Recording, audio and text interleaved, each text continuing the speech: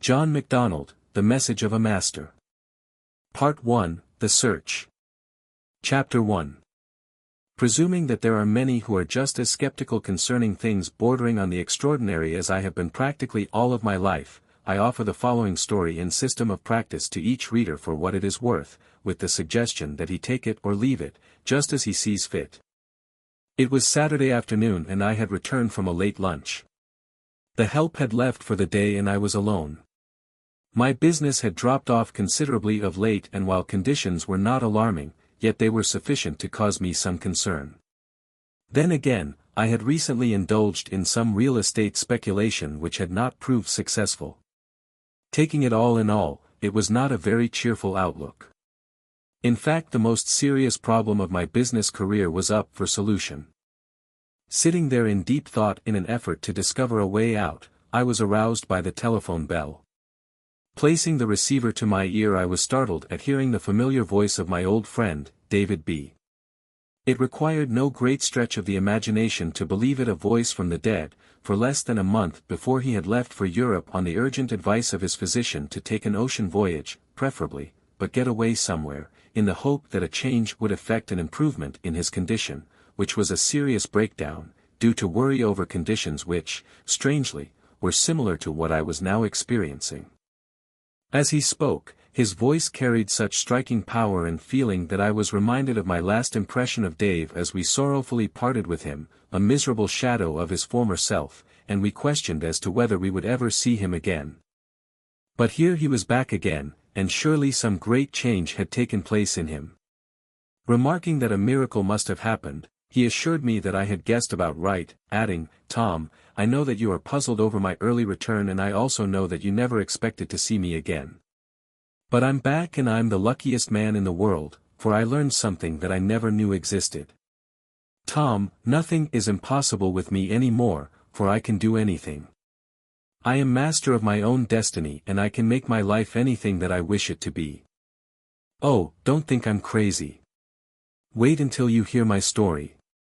Feigning a laugh to cover my serious curiosity, I remarked that he must have stumbled over some newfangled religion. To which he replied, "On the contrary, it concerns no religion of any kind or of anybody. You see, I met a master. A wonderful man who has so developed his powers that he can do anything, and he taught me a secret that no price could ever buy. You know that I lost my health and I lost my wealth. Well, I have regained my health and I will have the wealth in no time. Oh, it's a strange story." Of course I became excited to see him at once and went to his inquiry about the club. I replied that there were no changes. He hung up after saying, "Meet me there at 9 o'clock tonight and I will unfold a series of the most remarkable and fortunate happenings that could fall to the lot of any man." I sat there unmoved for some minutes like a man in a dream, so completely absorbed had I become in the remarkable recital. Upon recovering myself, I became possessed of the feeling that I had suddenly grown too big for the office. That I had outgrown that little place. I must get outside and expand in the fresh air. Feverish with excitement, I put on my hat and stepped out. Feeling that there was something wonderful for me in his story, I was seized with an uncontrollable desire to hear it at once. I turned in the direction of his office, but recalling that he was no longer there, was forced to wait until evening. The remainder of that day was spent in restlessly pacing the streets, and I was greatly relieved when the hour to go to the club arrived.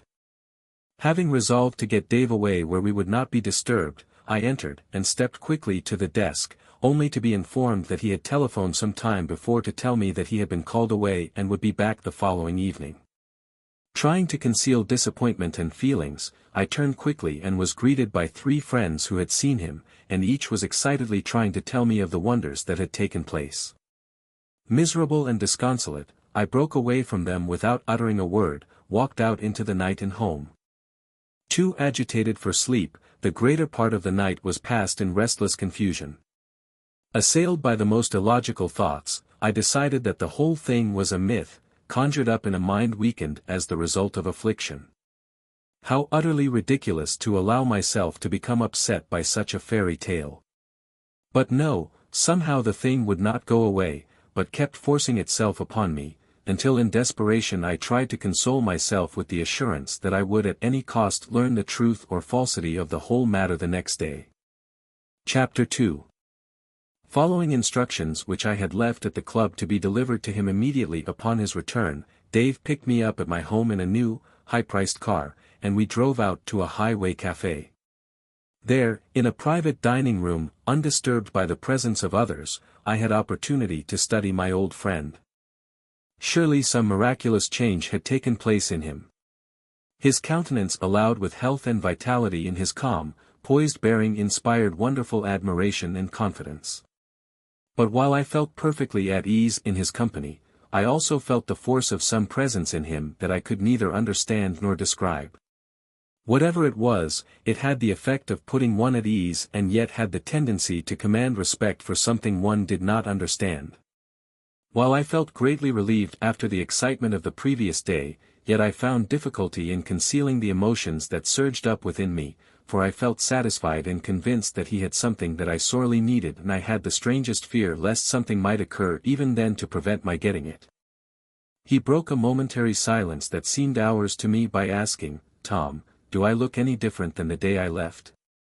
I had to admit that he was both a revelation and a mystery to me. He continued, "It was in a theatre in London that I met the man, or the master, as he is called, that I am deeply grateful for the privilege of calling my friend. Tom, you didn't know that I left here determined to end it all. I had made such a mess of my affairs. But I feared to live and I feared to die. I couldn't rest. To keep moving was my only relief. I guess I was what the world would call a hopeless case. As I look back upon that evening in London, how well I now realize that my utter despondency and the intense longing to find something to relieve me drew me and my dear friend together. I had decided upon a regular orchestra seat, but discovered that for some unexplainable reason I had ordered a box and found myself seated beside my friend. Extraordinary happenings, such as this, occur frequently to many of us and are explained away, because of our ignorance, as merely coincidences. But I know differently now. I could feel that my uneasiness attracted his attention. The wonderful radiance of his countenance assured that he was an unusual personage, and I felt an instinctive urge to open my heart to him. The remark, "I am sorely troubled," uttered by a character upon the stage started our acquaintance.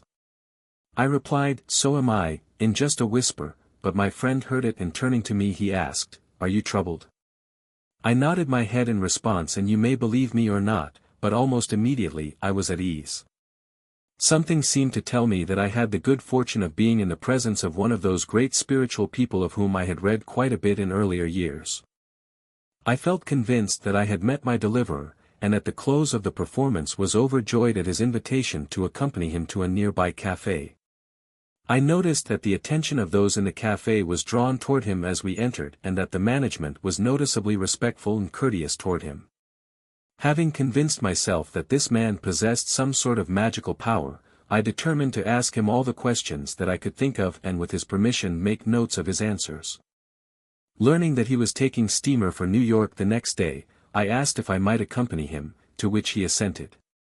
At the conclusion of our talk I observed that he merely wrote his initials on the bill, and as we stepped outside to call a cab I questioned him regarding this, and he admitted that he was not known there, as this was his first visit to the place, but he assured me that they would be paid, adding, "I did this to show you that man in his right domain controls every situation."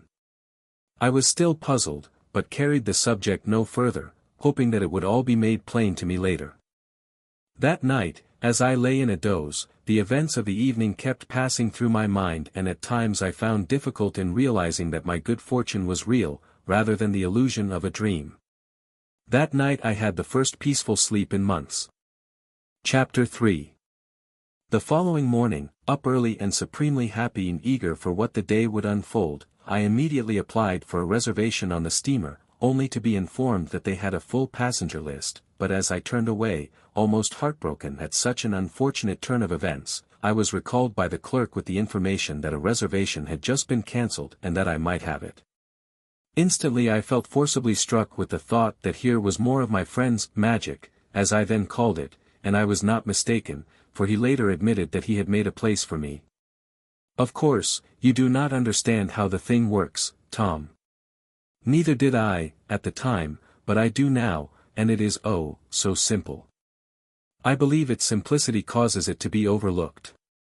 Presently my friend arrived, with servant, and, as usual, being surrounded by attendants eager to be of service and assistance. I clung to him persistently throughout the entire voyage, and he appeared to enjoy my company. The first evening out, I visited him in his luxuriously furnished stateroom, for he has the best of everything wherever he goes, and while explaining the wonderful forces that man in his ignorance has permitted to lie dormant within him, he gave me several demonstrations of the powers that he has developed. He did things that were actually astounding. He asked, "Why cannot you do what I do? Why cannot all do as I do? I have no powers that you are not endowed with." Here is my answer. Because of my knowledge of universal law, I have developed the God-given powers within me, while you, in your ignorance, have been dissipating and scattering yours. All men use the same power, for in all the universe there is but one power. This is self-evident, as you shall see. Continuing, he said, the great masses of humanity are using the law destructively, or partially so, and the scales are balanced against them. Here and there, among the masses, we find an occasional outstanding figure who has achieved greatness or success, and he is erroneously singled out as lucky or as a genius, when the fact is that he has made use of the law, whether knowingly or unknowingly, it matters not, at least sufficiently to have the scales balanced in his favor. How plain this is to the one who knows. Before the discovery of the law governing the use of electricity, this great force was lying dormant throughout the universe, at least as far as man's knowledge was concerned. He had first to discover the law before he could turn it to his advantage. Just so with this universal law. Happiness is man's rightful heritage. It is the summum bonum of his aspirations. The very soul of man cries out for happiness, but he misinterprets it in terms of money. Why? Because money is a means to an end. It is the motive power which drives us on in our quest for the ultimate, which is happiness. In the world there cannot be happiness without money. Therefore the occupation of acquiring money is a worthy and commendable one. Why should man, the supreme creation of the universe, suffer all sorts of lack, misery, and unhappiness when such inferior creatures as the beasts of the field, the birds of the air and the fish of the sea are bountifully supplied? For any man, no matter what his station in life, to take the stand that it is the destiny of man to want for anything that will contribute to his happiness or that of his family is ridiculous. Somebody discovers the law governing the use of etheric waves and we have radio. Millions of people are now enjoying its advantages.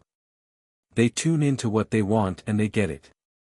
There is a great lesson in this, for believe me, you may have anything you want and in abundance, when you learn to tune in with an infinitely greater power than electricity or its vehicle, radio. With a power that you have had from the beginning. The captain of this ship could just as easily own it as run it.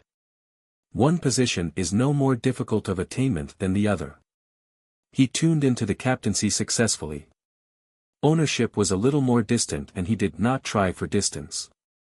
That is all. The actual difference in the two positions is merely the difference in two words. Nothing more, as you shall see very plainly when we get a little further along. Each night, after retiring to my room, I would sit up until early morning reading my notes of the day and preparing questions for the next. He told me that I was very receptive, because of my eagerness, sincerity, and trust, and that it was a pleasure to instruct me. And in gratitude I acknowledged that no price was too high or sacrifice too great in return for such knowledge. In answer to my question as to when and how he discovered such a secret, he said, "I discovered nothing and to me it is no secret. This knowledge has been in our family as far back as our records go. I use it because I know it to be the easy, certain way of accomplishing a purpose, while you have known only the difficult, uncertain way." He seemed never to want to take credit for anything, always claiming that no credit was due him. Chapter 4. I was rapidly regaining my health and strength and was becoming fired with an irresistible ambition to get back and start all over again. Censuring myself for having wasted so many valuable years in fruitless effort in my old way, I was eager to start in the new way. Approaching the end of our voyage and feeling that I was soon to part from my great benefactor, to whom I had become greatly attached and to whom I owed so much, I handed him my card and asked for his, to which he replied, "I have no card, no name, no address. I am like the wind. I come from nowhere and I go everywhere. As for my name, you may call me friend."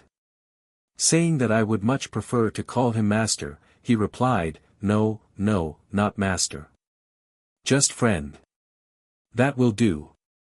Glancing at my card, he said, "I turn up at the most unexpected places. I might be out to see you soon. If I do, I will write to you." I shall never forget the parting instructions that he gave me. In a manner like a parent with a child, he said, "You are indeed a fortunate man. Just think of the millions of gifted, highly talented people, many blessed with rare qualities for success and leadership whose achievements would mean so much to their fellow men and happiness and contentment to themselves and their families who do not know what you know. But who go on striving and straining, wasting their precious life force, only to find themselves dissatisfied, discouraged, disheartened, crushed, as you once were, yet spurred on by that divine spark, that irresistible urge within by which they instinctively realize that there is a way but which they, in their ignorance, misinterpret and consequently find themselves failures after years of despairing effort. All this you can now avoid. Go home. You have learned all that you will need. If you will diligently follow the instructions that I have given, you may reach any heights. You may accomplish any worthy purpose easily and quickly. There need be no limit to your possibilities. Your successes will multiply and increase in proportion to your master of the law. With each success your faith in the law grows stronger until you reach the point of conviction. Then you are invincible. Bear in mind the warning that I have repeatedly given you. Reveal nothing of this to even your dearest friend. To do so before you are powerfully fortified in the law would only tend to interfere with your plans, but particularly, it would result in the scattering of your forces and consequently weaken their power for your good. Therefore, keep your secret securely locked within your heart. You will never be able to work out another's problems. Neither will another be able to work out yours. This is strictly a matter for each individual. Accomplishment of anything, in any line, is the result of the operation of this inner force, discovered and set to work, and this must be done by each one for himself. There is no other way. When the time arrives that you shall have retired from commercial pursuits, you may, after seeking the guidance of your conscience, release it for the benefit of others.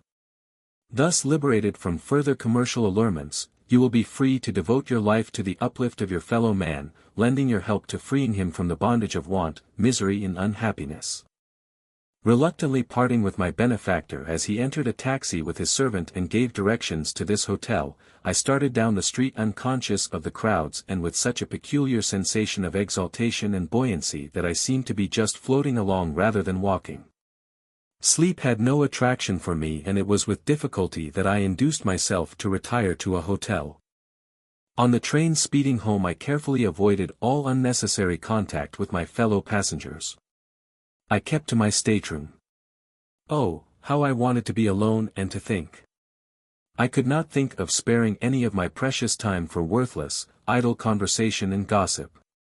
How useless it seemed to me now, when there was so compelling purpose to try out my new teaching and not another day could be wasted. Nothing else interested me and nothing else mattered. There you have as much of my story as I am at liberty to reveal at this time, and I give you this much in the hope that it will encourage you to such an extent that you will consider any personal sacrifice well worth the price of such knowledge.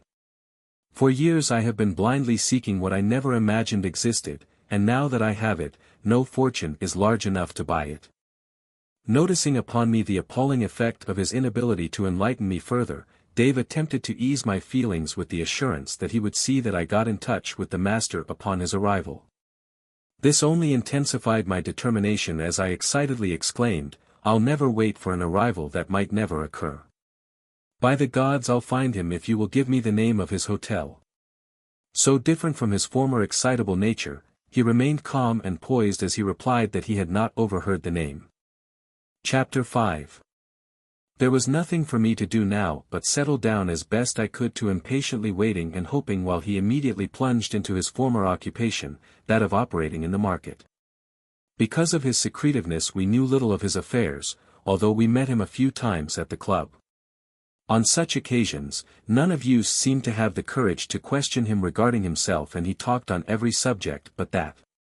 However, it was but a short time until his activities reached such proportions that he was compelled to carry on his operations to some extent through a few of his close friends, including myself. It was then that I learned in part the magnitude of them. Fearing that such successes could not last, I attempted to advise greater caution, warning him that some day his bubble would burst, and then where would he be?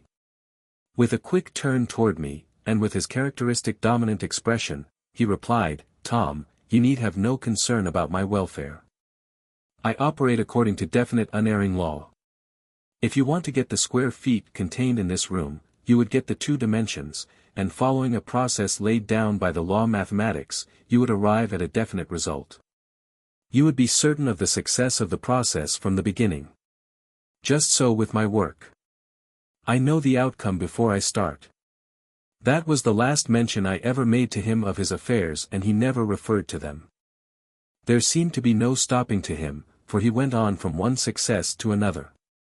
His perpetual energy and vitality seemed to never lay, and the dynamic force with which he seemed to dominate every situation and overwhelm all opposition to his progress was actually superhuman. At the few social gatherings which he attended, his magnetic personality and the mystery with which his name was associated made him the center of attention. Because of his desire to avoid notice, I saw little of him for some time, and hearing no news of the master, I had just about become resigned to my fate when one day his secretary telephoned that there was a letter at his office which would interest me. Hurrying over, I was handed a letter, written on the stationery of a prominent hotel and addressed to him, which read, "Detained by important affairs. Regret to have to forego a visit with you this time. And signed, your friend." At last my chance had come. The hotel was my only clue, but it was enough. Hastily getting my 3 interested associates together, we left, and that evening found us speeding eastward in our quest of the master and the secret. Entering the hotel, upon our arrival, I went direct to the manager and informed him of our mission. He knew immediately and told me that because of the many visitors who were crowding the master he had departed, leaving no address. He had no further information to give us. Again I was thoroughly disheartened. Was I ever to learn that secret? I really believed that I was not. However, we got a good description of him and decided to continue our search. We separated in order to work more effectively, but our search was without success until the night of the 5th day. I sat alone in the lobby of our hotel that night after my associates had retired, following an hour of argument in an effort to persuade me to return home. I decided that I would not give up. I would continue the search forever, if necessary. Sitting there in a deserted corner at that hour in the early morning, my feelings suddenly changed from utter despondency to joyous elation. Somehow I knew that my search was at an end, and while pondering over this I became possessed of a sense of some presence behind me. Immediately, a hand touched my shoulder. I arose, turned, and there before me, I looked into the most magnificent face that I have ever seen. And the eyes. They sparkled like jewels. And a voice said, "Are you looking for me?" I merely answered, "I am," for I knew it was he. I will not go into his explanation of the causes which led up to our meeting, but after a long talk, during which he explained that his time was so busily occupied that there was no way in which he could give any instructions, that he was not even receiving visitors during this short visit to this country, but that he would advise me of his next visit, I vehemently exclaimed with all the intensity of my being that I was desperately in need of him, that we had come thousands of miles to learn his wisdom, and that I was willing to sacrifice anything for just a little of his knowledge. My desperation and the intensity of my appeal must have aroused his compassion, for he agreed to receive us for instructions the following morning at his apartment. Chapter 6. The sight that met our eyes as we entered his apartment that morning will stand out vividly in my memory. Never before or since have I seen such luxuriance and extravagance displayed as in the furnishings of that place. It seemed like desecration to tread upon those magnificent silk rugs as we were led by his servant through a room delicately perfumed and an abundance of flowers artistically arranged, to a room which appeared to be his study and where chairs had already been placed for us. His entry immediately after was followed by a round of introductions, names, occupations and general remarks. We had expected to see him attired in some gorgeous style in keeping with his surroundings, but were struck by the simplicity in both his dress and his bearing. My impression was that being conscious of his power, he preferred to shun publicity and people rather than be the object of any attention, and he explained the presence of the furnishings by saying that he loved beautiful things and therefore surrounded himself with them. He began our instructions by saying, "You may have come here in expectation of seeing a mysterious being endowed with mystic powers. A sort of magician who can pull a fortune out of the air and pass it over to you. You have very much misled yourselves. I am just an ordinary man, no different than you are. The world calls such as me, a master. And so I am, but only in the sense that I have learned how to master environment and conditions. That I have developed in me the powers that abide alike in all of us and that I am more nearly living life as it should be lived. I realize that you have come here because of your faith in me and that you look upon me somewhat as an exalted personality. But in order that you may gain the greatest benefit from these teachings, I will ask that you wipe out any impression that you may have of me as a personality. I assure you that I am worthy of no honor or homage. I am just a human like yourself. I am not a superior being. Rather, I am a humble being, thankful for the knowledge that I have gained. I made no discoveries. I received these instructions in much the same manner that I am about to give them to you.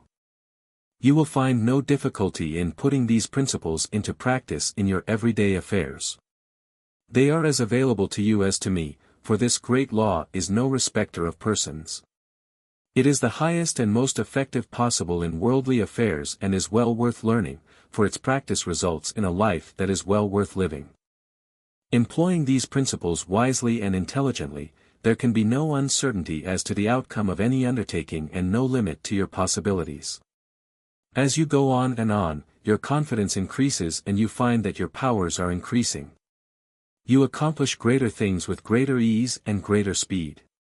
As its growth in you increases, your accomplishments increase likewise. With many, remarkable improvement comes quickly, as in the case of your friend who is responsible for you being here today. With others, the growth is more gradual. The difference is not any difference in the individual, for all are endowed with the same capacity, but it is a difference in the degree of intensity employed.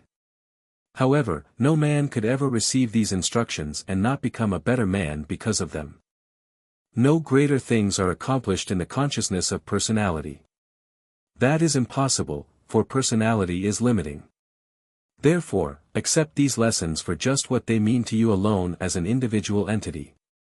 Let not my presence of your impression of me influence you in any way in your studies. Learn from my words only, not from me. Now let us proceed. The end of Part 1.